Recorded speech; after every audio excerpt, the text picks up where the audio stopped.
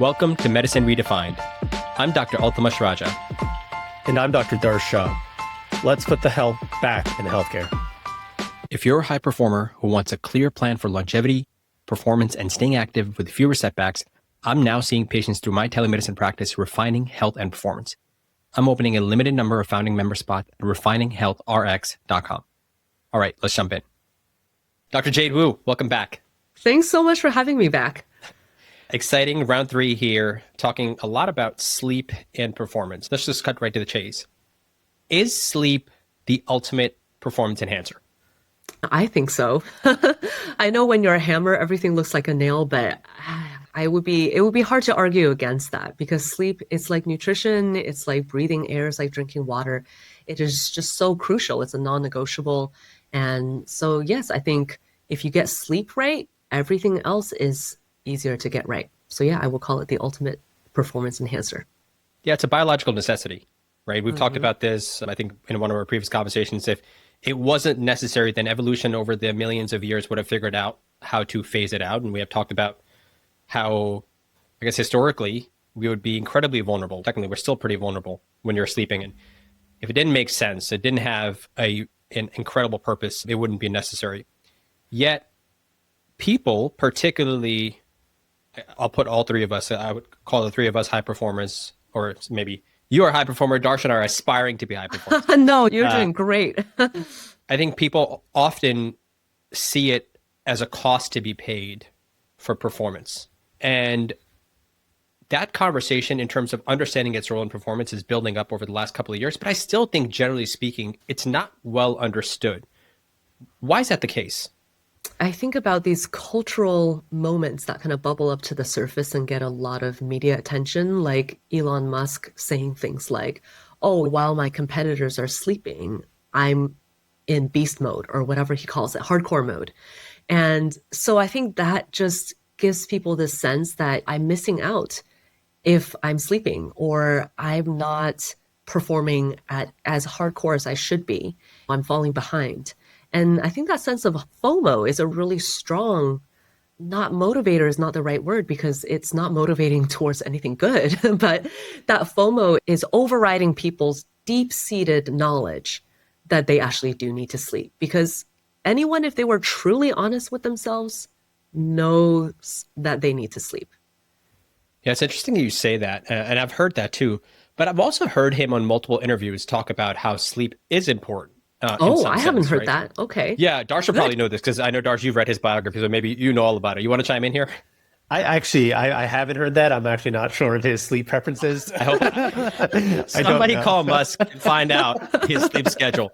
You know what's interesting is, yeah, certainly, as the saying goes, I'll sleep when I'm dead, or sleep is for the weak, and all these things that you pointed out. And the reality is, again, realistically speaking, if you don't sleep, you will eventually die.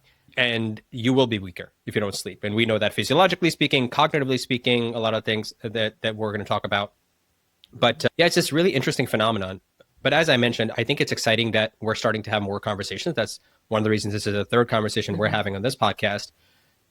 I suppose you've been working with people, right? So for those who don't remember, you're a clinical psychologist. You spend a lot of time in academia. You're still affiliated with those, as we were talking about earlier.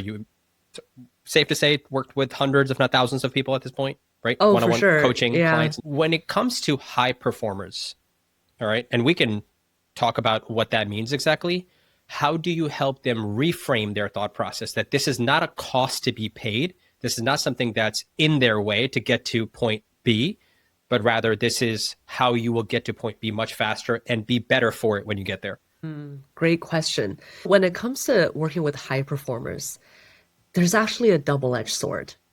So when it comes to sleep, high performers are the ones that are the toughest to work with, in my opinion, and the most fun. That's why I do it. But yeah, there are two ways that high performers can fall off the wagon with their sleep.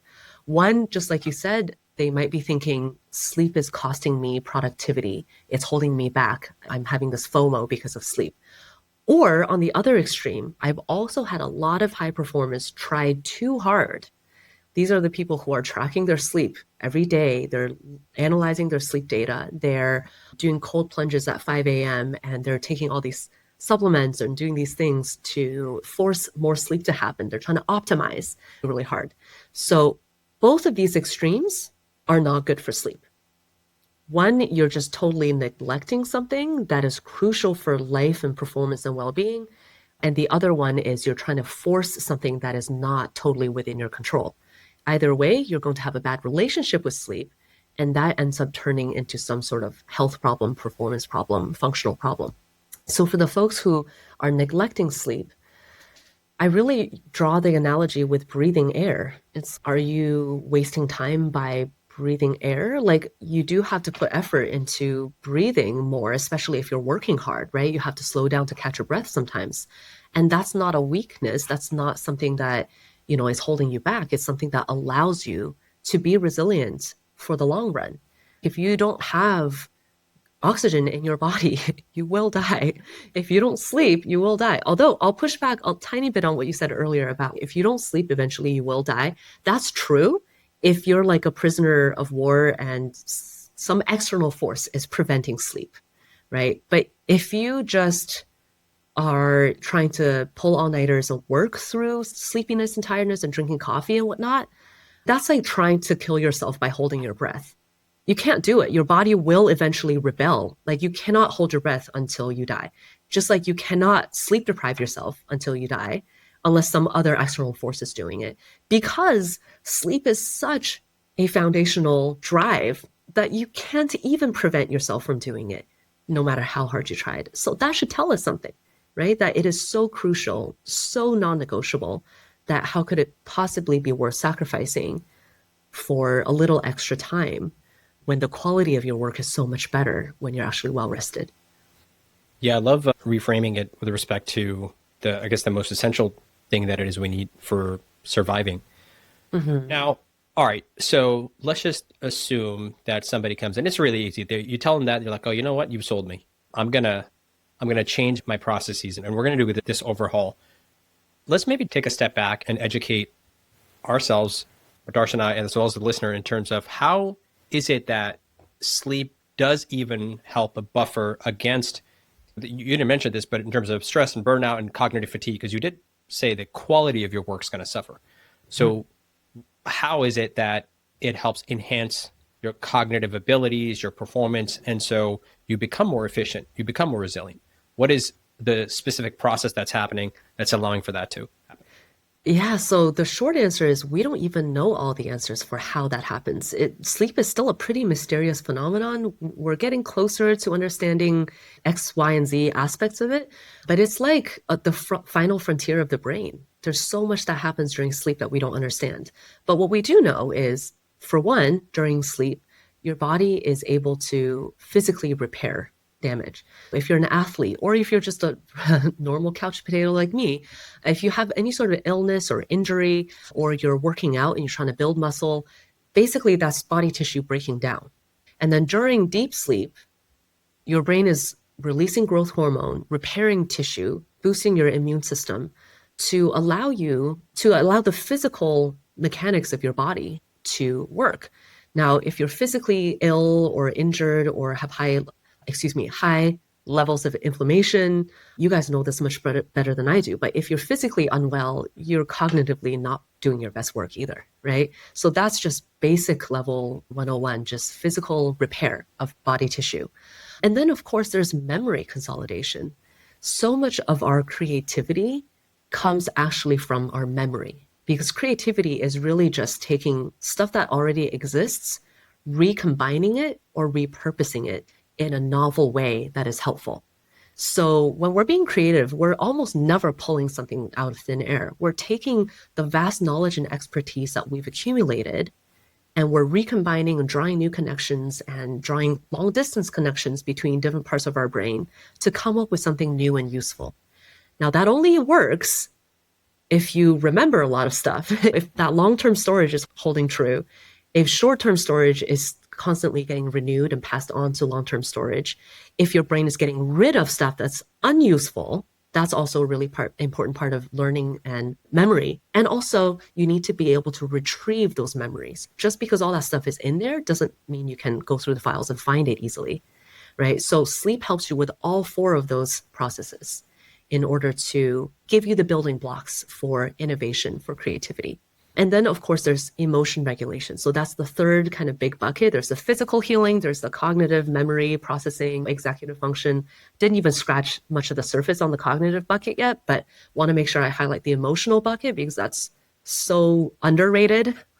As a high performer, so much of what you do is just regulating your emotions so that you can do what you need to do, right? Make the hard decisions, bulldoze through adversity, be flexible during times of change, or when you fail, getting back up again, or pivoting when things change. Like all of that requires you to emotion regulate.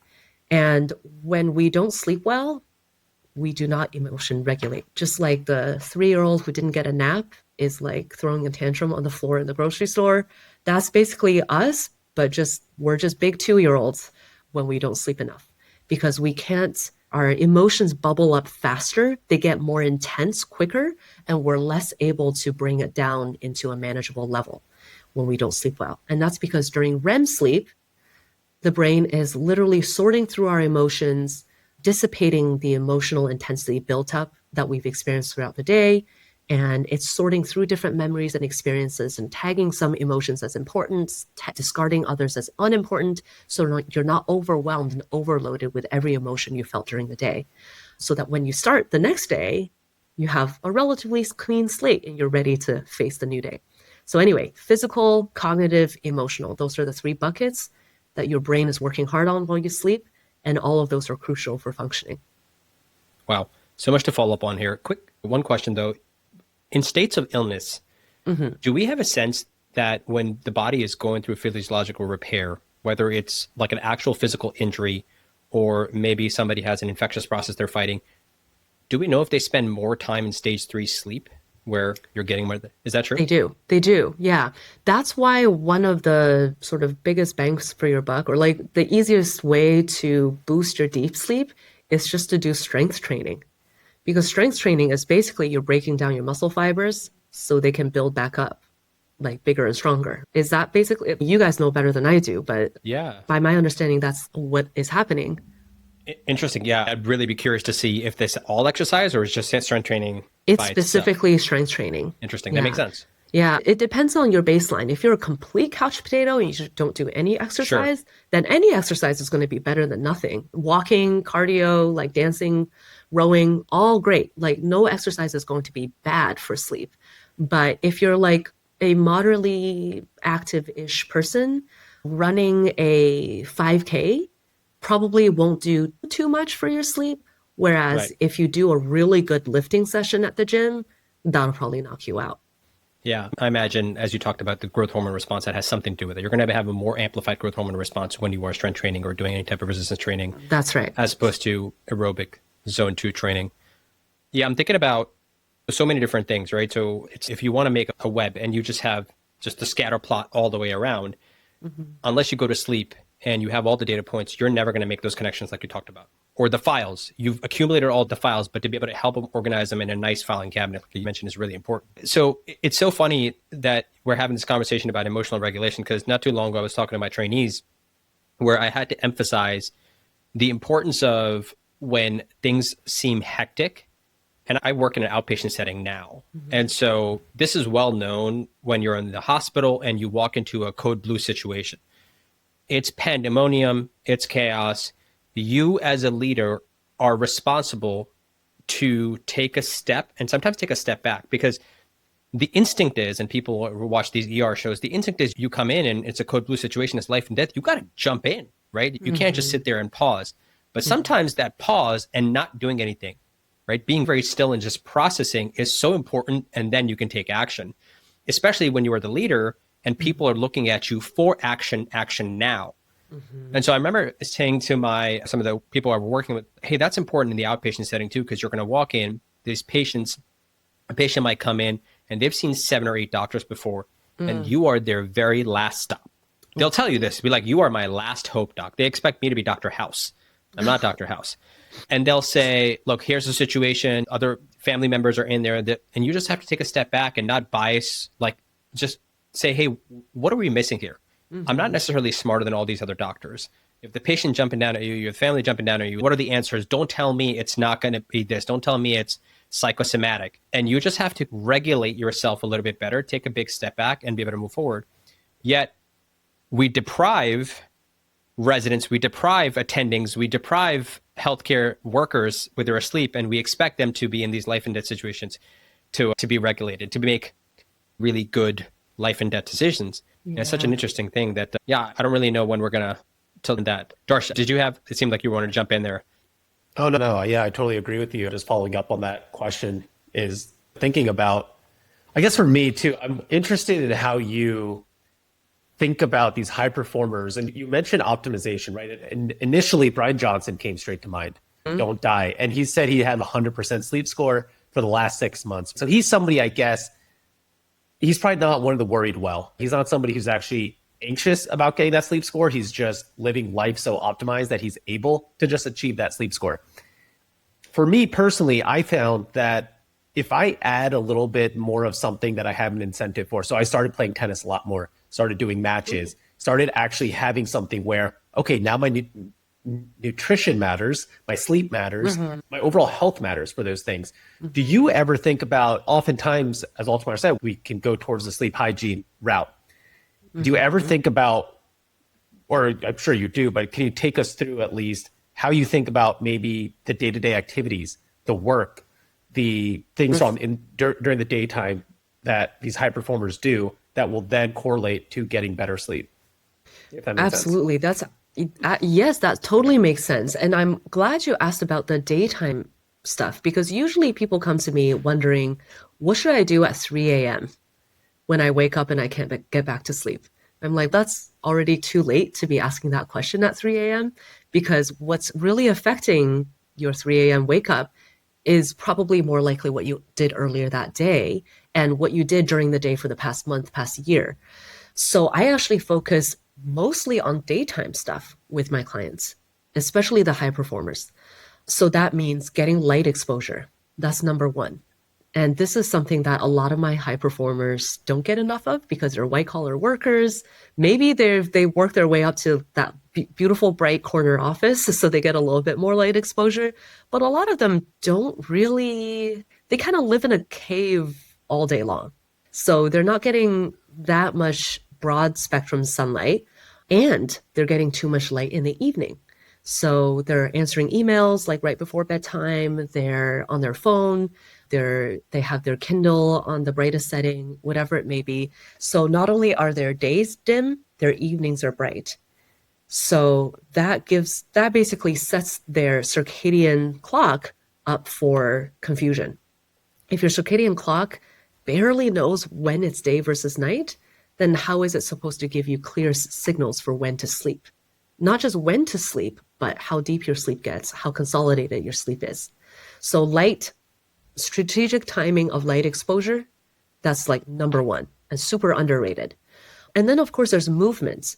We just talked about strength training as really important, but it's not just about going to the gym for that 45-minute workout each day or every other day. It's about what's happening throughout the day. Are you getting up and walking around in between meetings? Are you literally just sitting like this for 8 hours straight? That makes a big difference too. And another thing that people don't realize, especially the high performers, is that daytime rest is actually super important for nighttime sleep. And that sounds counterintuitive because you would think the busier you are during the day, the more exhausted you make yourself during the day, the sleepier you are at night, right? You earn your sleep by being busy during the day. And to an extent, that's very true. However, if you're so busy and you're like one thing after another without break, then you're basically acting as if there's a saber-tooth tiger on your tail all day. Or like at the very least, it's on the horizon and you need to keep moving to stay out of the way of that tiger, right? Otherwise, why wouldn't you sit down and breathe? Why wouldn't you sit down and just be for a moment, right? And just hang out.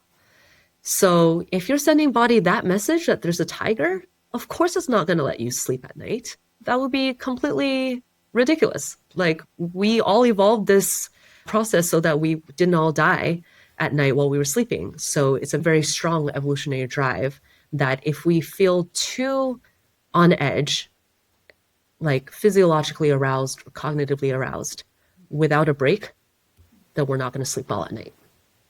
You're getting into, so we talked about circadian drive, but there's the sympathetic drive as well. That's kind of what we're talking about right now. That's right. Yeah. Fight, flight, freeze. Yeah. And these are the people who are go, right? This is the type A of type A. This is me, not Darsh, right? Where it's finding it really difficult to actually wind down. Although interestingly, every time I get behind the wheel in a car, that tends to happen, but that's a very scary thing. Something interesting that I've started to appreciate for as long as I've been doing this, and I credit my friend Dan Pope about this, about talking about the importance of seasons in life.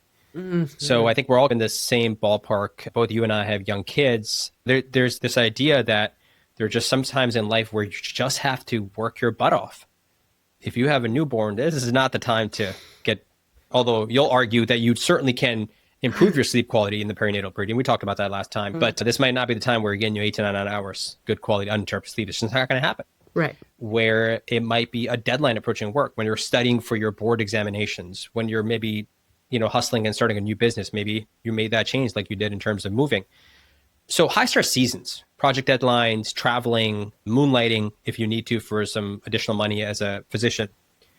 What might be, for one, what's that communication like? Like, how are you transmitting that message to these high performers? Because you've just got them to buy in that, hey, I need you to dial it down. And then you got to come back and be like, okay, maybe dial it right back up and it's okay. Like, how do you have that conversation? And the second part of my question would be, are there tactical things that you could talk about in that temporary dial-up period that you might help them with to employ during that time? Oh, I love that you framed it as seasons of busyness, seasons of life, because it's true, it's unavoidable. In some ways, we talk about these ideal scenarios, like in a vacuum, this is what you do for sleep. But it's not always possible, and that's okay. So first, I reassure people, sleep is resilient. If sleep was not resilient and we needed to sleep the same way or the same amount or the same pattern all the time to be healthy, none of us would be alive. Our species would have died out. Like diversity and resilience, that's what allowed us to be so successful as a species. So it's okay to study for that board exam. It's okay to focus on your newborn. But let's be very intentional about how back to back these seasons are stacking up. And in addition to thinking temporally in terms of seasons, let's also think in terms of values. Because, I don't know about you, but I'm going to take a wild guess that probably you were raised pretty goal-oriented. Right? Get good grades so you get into a good college, and get good grades there and apply for internships and et cetera. You're always working on the next milestone, right? So this is like when you're paddling in a boat and you're just trying to get to that next island. If I could just paddle hard enough to get to that island, I'll be fine. But then as soon as you get to that island, you're like, crap, there's another island I need to get to. And then you paddle. This whole time your head is down, you're just paddling, and you don't even know why, really. Maybe like at the end of your life, you're like, okay, I've island hopped all these islands and then I'm really tired. And so what? Whereas if you're paddling your boat on the ocean and you look up to where your North Star is, that's your value in life, whether that's mastery, whether that's compassion, whether that's creativity. There are no wrong answers here. It could be wealth and beauty too. All of that is fine. Just decide what your value is. That's your North Star. So you're not just putting your head down and paddling to each goal in your life in succession. You can take a detour sometimes. You can take longer to get to that next island sometimes. As long as you're headed in the general right direction by looking up at that North Star, then you feel less burnt out. You're more resilient. You do better quality work, better quality parenting, whatever it is that you do value in life, you do better of. And guess what? You sleep better too, because you're not feeling as much of a sense of FOMO or stress or burnout or like, where's my life going? And if you go to bed feeling contented, yeah, I've been a good parent today and that's what matters right now, then you sleep better, even with your kids calling you from the other room occasionally. I love that. And honestly, it's a concept that I've known about, like slow living, and how a lot of these philosophers talk about the pleasure of doing nothing, right? And within that, there is also this inner ambition. And then you start to seek out these intrinsic motivations and how they work with the external, and people actually start to reach their goals a little bit better, actually just by calming down and slowing down. What you were also talking about, how we needing rest in order to let our body know that, hey, everything's okay. We don't need to be on high alert. That's something that's actually like of a newer concept for me, because I think about my patients all the time. And as an inpatient rehab doctor, our patients are doing intensive therapy, right? 3 hours a day, physical therapy, occupational therapy, speech therapy. People are always coming in and out. And one of the most common things we tell them, especially when their circadian rhythm's off and being napped during the day, and then they complain the next morning about not getting great sleep, is, hey, make sure you stay up. Let's make sure we don't get those naps in. Keep trying to stay up and do as much as you can. But now it's alerting me that, oh, maybe we're actually just telling these patients that they should be on high alert. And maybe that's why. So that rest is important. So brings us to the next topic, which is, how do we allow our biological individualization to work with us?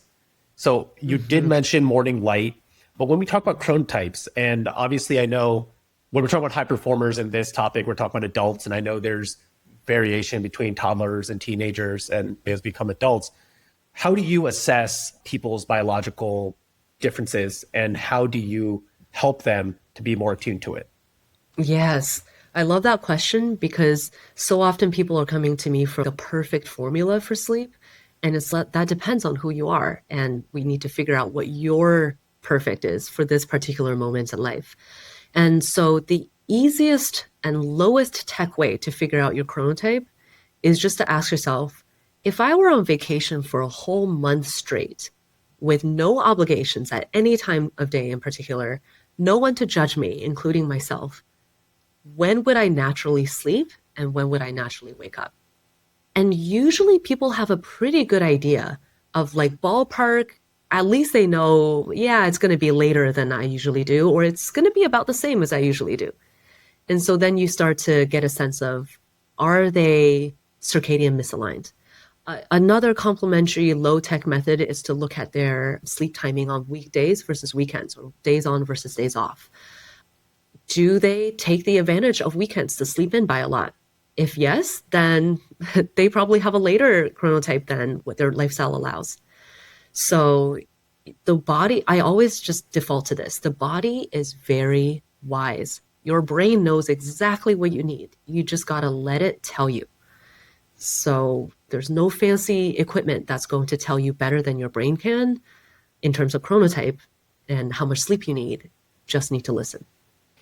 The weekend thing, though, people have to be really careful, right? Because social jet lag is a real problem. Yeah. Right. So if you're, you decide to party on the weekends, even as an adult, say adult, I guess technically over 18-year adult. And we talked about college last time, right? Where we were going out at 10 o'clock. And that's the reason that you're sleeping in. I'm not really sure if that's going to be a good barometer in terms of what your sleep timing will be chronotype wise. So would you consider yourself a morning person? Or No. Night owl? You're a night owl? Sadly, yes. Yeah, it's cruel that society really biases against night owls. I think I had shared this story of my med school roommate who his optimal study time would be 10 to 2, and then exams would be at 7:30, which would be a nightmare for him. Although I have noticed over the last couple of years that more and more schools, like even the elementary schools, are starting to push time. Like they're starting at 9:30 a.m., which is amazing. And some of the high schoolers are starting. And I think further on the West Coast, that's becoming even more prevalent than it is. But I love that individualizing, identifying, putting context to advice and make sure it applies to you. Let's come back to that person, right? High sympathetic drive, they're wired. Perhaps they're a light sleeper because they're never actually getting to that deep sleep. They're spending a lot of time in stage 1. Stage 2, we know that you spend a lot of time in there, but maybe they're even stage 1 sleep, which isn't like actual restful sleep at all. It's because they're high stress, reactivity. How will you help them tailor some strategies to be able to wind down? You had mentioned that earlier. What can they do? Yes. Where to start? A bunch of different things. But my favorite place to start with these high performers is to get out of your head and into your body in the evening leading up to bedtime. So usually they're so busy during the day or early evening, there's not too much we can intervene on there. It's like they got to do what they got to do. But then in the hour or so leading up to bedtime, can we protect that hour? Can we not answer emails during that hour? And then if we're not answering emails, can we not doom scroll? Can we not watch the news? Can we not catch up on podcasts? Or in some way, or maybe not even plan your next vacation, whatever it takes a lot of cognitive work, let's not do that. Instead, let's get down But into, Jade, yes. I'm going to jump in right there. Uh-huh. When you say that to me, I'm going to say this to you. I'm the mom and I've got 2 kids. And I think you have 2 kids or 3? I have 2. Yeah. You have 2 kids and I know they're 2 young kids. Yeah. You'll say, but after I put the kids to bed, this is my time. This is the only time that I have to watch Netflix, to decompress. Let me use that word. Yeah. And I say to her, amen, sister. Same way for me. That is my time. That's why I protect the shit out of that time. That's why instead of watching, let's be honest, I watch Netflix sometimes. Okay. I'm not saying anyone has to be screen celibate or never be on TikTok. I'm not saying that. But if you're serious about treating yourself, taking care of yourself, and actually enjoying your me time, then what you're going to want to do is get out of your head and into your body. So that means doing things through your 5 senses. So that'll be like stretching, light stretching, taking a nice warm bath, putting on your favorite scented candle while you're taking that warm bath, listening to some music, like actual music, not a podcast that gets you worried about the state of AI or whatever, like something that's artistic, like aesthetically pleasing. Give yourself a head massage or like cuddle with your partner or cuddle with your dog, doodle a little bit. Do something that requires tactile stimulation, something that stimulates your sense of smell and taste and sound, because then you're going to be in your body, and your body is actually a very lovely place to be. We forget about that. We forget about that because we're up in our head so much that we don't even think about our body until something's wrong with it. Have you ever stubbed a toe and realized you didn't even remember that toe existed until it hurt? It's like we do not even pay attention to our bodies until something's wrong. And that is not a good relationship to have with your body. That is not fair, right? Your body is actually really good to you. It takes really good care of you. And it's time that we actually pay a little attention and ask, hey, what's up with you? How are you feeling? What do you need? And when I do like meditations, for example, with people, I never tell them, oh, breathe in for a count of 5, breathe out for a count of whatever, or try to breathe down into your belly. I don't give any specific instruction on what to do with their breath. All I say is just pay attention to your breath. Let go of the other stuff for a moment. Pay attention to your breath. And everybody unanimously knows how to breathe once they start paying attention. They naturally breathe through their nose. They naturally breathe deeper and slower and into their diaphragm. So the body is very wise. We don't need to do anything super fancy. Literally just get out of your head and into your body, and your body will take care of the rest. Love that. Yeah, the 5 senses approach is really awesome. Okay, so and it's interesting because I was thinking about the very first conversation we had where you had also talked about people with insomnia necessarily. Now that's a completely different ballgame because those people you would say, listen to any horror story, whatever it is on audio that you want, because you're just trying to gauge how much sleep they're actually and trying to prove to them that they're getting more sleep than they think because it's their anxiety that's affecting it. Mm-hmm. Some of the things that you're talking about, people will think this is good sleep hygiene. I put that in quotes. Mm-hmm. And I know that these are the classic things when you start Googling, and maybe now you're talking ChatGPT or Perplexity or whoever. Darken the room, take the bath like you mentioned, cool temperature, etc. 8 sleep if you're Darsh, do all those things.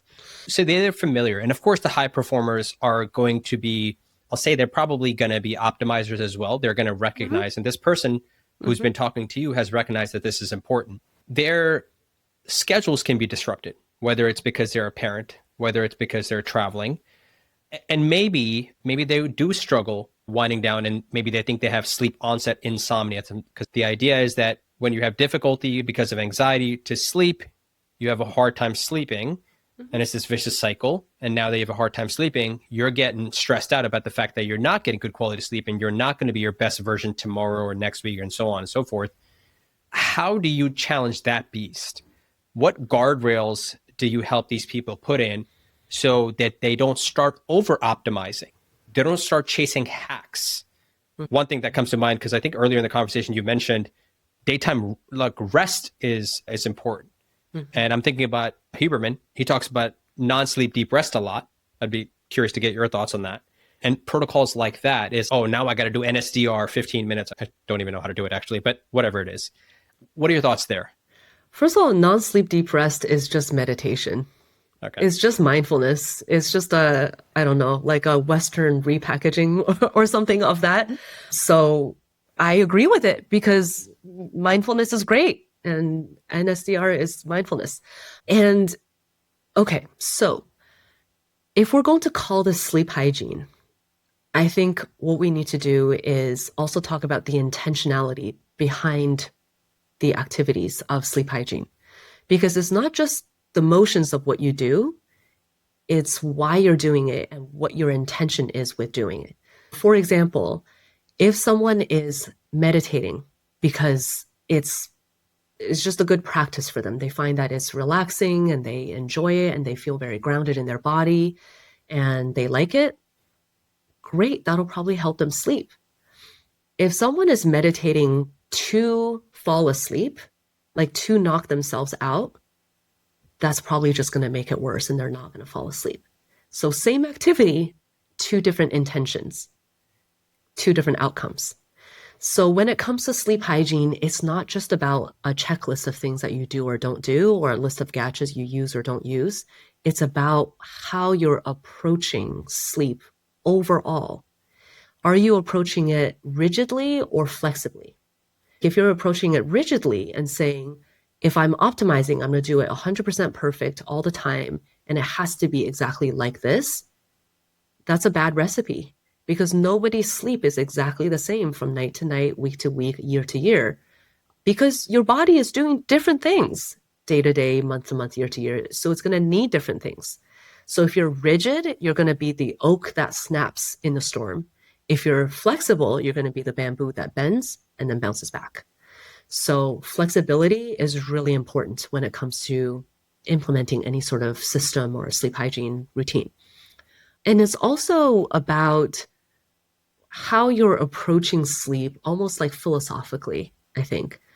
If you're approaching sleep as a friend, let's say, oh, I enjoy sleep enjoys me. We have this long-standing relationship. I appreciate this relationship. And it's okay if it's not perfect all the time. And I trust that sleep will always be here for me, even if it's sometimes not showing up exactly the way I want. If that's your philosophical approach to sleep, you're probably going to be able to weather some storms. If you have surgery or get stressed or go through a divorce or go through stressors in life, sleep is going to get temporarily disrupted, but it will bounce back. But if you approach sleep like either like a resource to be extracted, like a non-renewable resource that you extract from the ground, and you're like, you know what, if I get enough sleep tonight, I'm going to be able to power through tomorrow and crush my presentation or like close X number of deals or do this X number of hours of work, then you're approaching sleep in a non-sustainable way. If you treat it like a non-renewable resource, it will be a non-renewable resource. It will run out. It will stop responding to you. And it will fail you sometimes. And if you treat it like an engineering problem, or then you're going to try to over-optimize, and you're going to be looking for that magic algorithm that you're just not going to find because we don't have the science to understand every single variable that goes into sleep. And even if we did, most of those variables are not going to be controllable.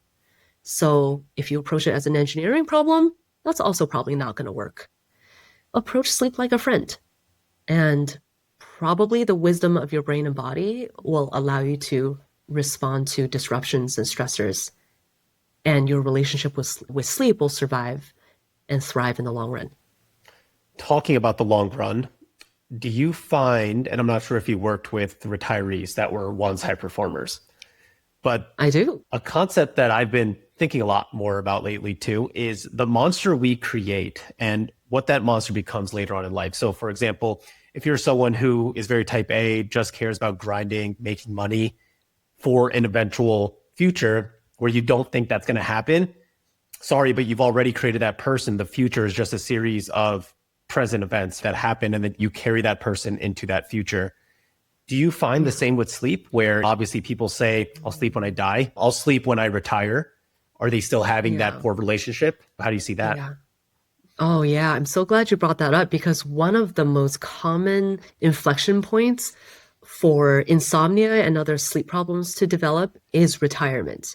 Like I can almost like someone comes into my office like about that age or like I kind of have some background information on them and they say, I just suddenly stopped sleeping 6 months ago. I could bet money that they retired 7 months ago. It's like clockwork because it's not just the identity that they had before, the level of performance that they had before that they no longer have. It's that the relationship with sleep that they had built, it is now what it is. Like that's their relationship with sleep now. So unless they really intentionally work on it to change it, that's going to carry over. That deprioritizing sleep or using sleep like a non-renewable, extractable resource from the ground, that doesn't tend to just automatically change just because you retire. In fact, it often can get worse because you're like, oh, now I actually have all this time to relax and enjoy my retirement. I should be sleeping so I can enjoy my days better. But then you're trying so hard to sleep at night. You're trying so hard that you're pushing sleep further away. And then you're feeling cranky during the day and you feel lost because you don't have a sense of purpose. It's like a whole thing. So when I work with these folks, it's like sleep therapy, but also a lot of like identity reformation, like values, rest of my life planning kind of work. Yeah, it's really interesting. Now, Jade, is that similar to CBT or is it really more of a psychological, just like you said, reframing the identity or doing Yeah, they go hand in hand. It's like CBT for insomnia, CBT for just anxiety, depression, and also a lot of ACT. Are you all familiar with ACT, acceptance and commitment therapy? Yeah, so that I do a lot of that within sleep and outside of sleep. So acceptance and commitment therapy is basically, it's awesome. It's like big fan. Yeah, it's like a gentle, practical, compassionate approach to a person who feels stuck or lost in life. And they've been working so hard at trying to change that in all these ways, but they're working in the wrong directions. And ACT is here to help you. Okay, let's take a moment to actually figure out, what do you actually value in life? What are you all about? Are you living in the moment? Just like you said, the future is a series of present moments. The past is a series of present moments too. Who are you? Who have you been? Who do you want to be? So it's almost like a full scale, like spiritual, psychological realignment, and it's awesome. Yeah. Yeah. Highly recommend for those individuals who spend a lot of time reading these self-help books, us included, Darsh, to look into that. I think it's something that if you can start adapting it to life, can help you level up a little bit. Jade, I think this is a good place to park it, certainly, so you have some time before your next meeting to do what you got to do. So what we'll do is, I think the next time we'll talk about life architecture, daily rhythms, traveling between zones. Really curious to get to your take. Yeah, great. We're going to bring up metrics again. Let's see if your thoughts have changed in 3 years on a measurement, tools, and that kind of stuff. And then just like tech and future stuff, if that's cool with you. Yeah, absolutely. Awesome. Sounds great. Thanks so much. Yes, always great. Bye.